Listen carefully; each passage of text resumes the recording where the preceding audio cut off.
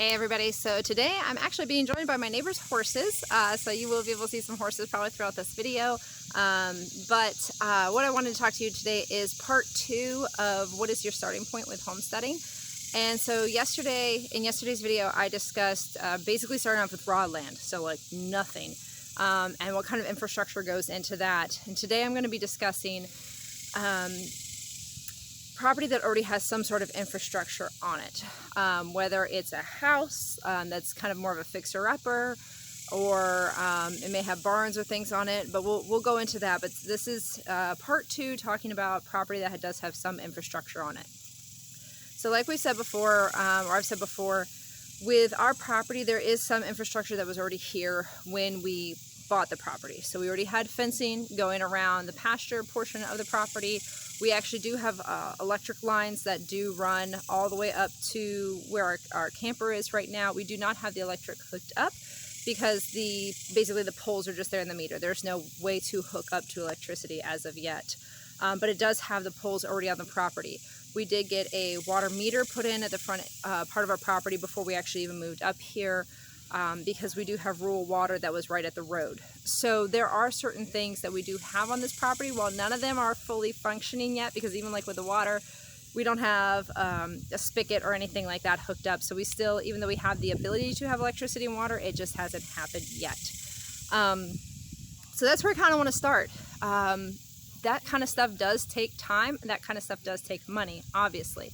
You also have to think about too, like with us, is the fact that where we have our camper now isn't even necessarily where we're going to be building, but it's still a 1/4 mile long driveway that we would have to put a water line from the meter at the road all the way up to the property. So you have to think about that in the way of finances. How long or how big is your property? So if you already have some of this infrastructure put in place, where are you going to be building? If you do have barns on the property already, we have one that's basically more like a lean-to than it is a barn, and half the roof's missing. So it's not like super sturdy. Like, we can store stuff in it, but it's not exactly anything I'm gonna be storing, like, you know, valuables or anything like that in.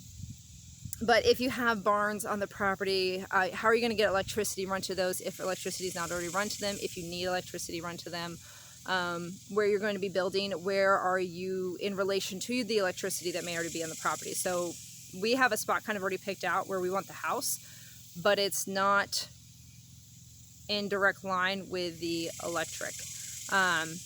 Also too, most of the time you're going to notice if you are buying land that already has electricity on the property but no house, it may not necessarily make sense where they ran the electricity. They may not have even picked the best spot to run the electricity to. There's been plenty of times my husband and I have looked at property and been like, what the heck were these people thinking? Like, why in the world would they have put the electricity right there? Why did they end there? And it may have been they ended there because that's where they ran out of money, and that's, you know, where it ended. But you have to think about that too, of where are you going to be building a more permanent structure, and what is that in relation to where your water's going to be or where your electricity is going to be.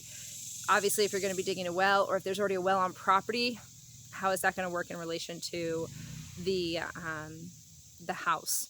So, and also in the way of infrastructure is, okay, say you maybe already have a house on it, but it's a fixer-upper, and that's something that's move-in ready. You are going to have to think about something potentially that you can live in while you're on the property. So you're going to have to think about, am I going to do a camper? Am I going to do like a shed conversion? What are you going to do, and what are you going to live in? Are you going to rent something off property? What are you going to do, and what are you going to live in while you are maybe fixing up this house? Also, barns, sheds, lean-tos, anything like that. Do you need that on the property, and in what condition is it? Like I said, the lean-to that we have on our property, like, it's really big. Like, it is probably 30-40 feet long and about, I don't know, about 20 feet deep or so. It's big. It's definitely a very big structure, but half the roof is gone.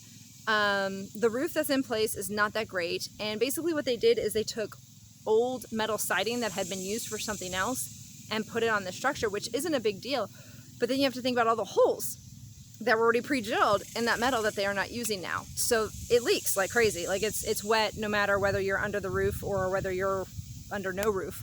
So those are things you have to think about too. In what condition are the things that are already on the property? Because you're looking at now property that potentially already has some infrastructure on it, like barns and electricity and everything. So you have to think about the condition it's in, and are you going to have to fix it up at all? And what are those costs going to be? So even if you're buying something that's not completely raw, that does have some of the things on it, there's still some of those things that are part of buying raw land that you're still potentially going to have to think of and think about doing. Researching how much it costs to connect the electricity or turn the electricity on where you're at. If it already has maybe like an RV hookup or something on the property, that is fantastic. But again, you know, who's the electric company and how much does it cost to get started? Now that's not something that's very different from what we have to deal with when moving to a new home or renting a new home or anything like that. Obviously we got to get electricity turned on.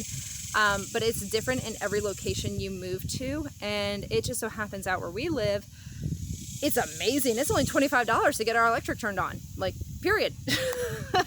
Like, it is absolutely amazing. And so, you know, of course, obviously there's like, you know, the monthly bill and whatnot, but to actually get it turned on is only $25. But in some places that we've lived at before, just to get the electricity turned on, it was like $300. So that's something that you have to think about as well. And also something you have to think about too is if it already has a well on property, does that well work? Make sure you get it tested before you buy the property. Because you could buy a property that has a well that you think is working and now is no longer working or has been broken for a while. And then you're at this point where now you don't even have water on the property because you don't have a working well. So you want to make sure that the infrastructure that is in place is working properly, at least in the way of a well.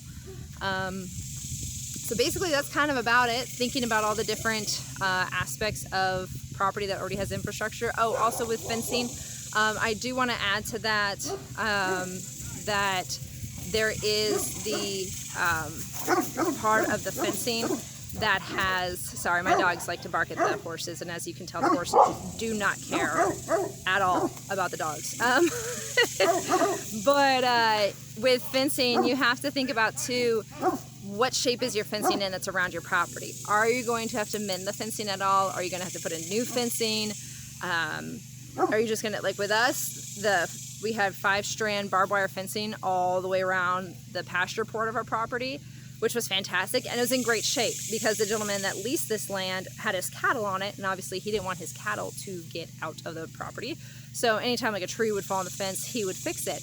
But if you're buying somewhere potentially a little bit more wooden that people don't have cattle on, but they do have it fenced in, there might be down trees over your fence line, so you may have to do repairs even prior to moving onto the property, especially if, like us, what you just heard, we have dogs.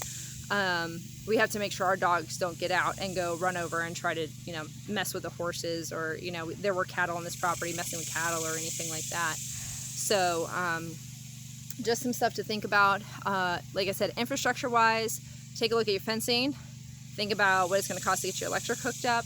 What's the water situation? If it has a well, is it working? If it doesn't have a well, how are you going to get water on the property? Or if you have like what's out here considered rural water, and it's already hooked up on the property, getting it hooked up to where you have spigots and things like that.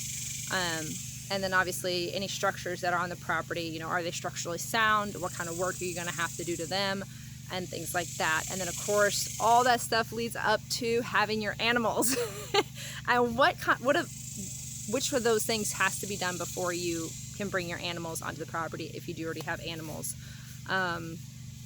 or before you bring your family onto the property. So there's just some things to think about, guys. Of course, if you have any questions or anything like that, put them in the comments below. I'll be happy to answer them. And then the next part of the series is going to be talking about move-in ready houses and the process kind of there. So obviously that's probably a bit easier, but we'll go over that next, and I hope y'all have a great day. Bye.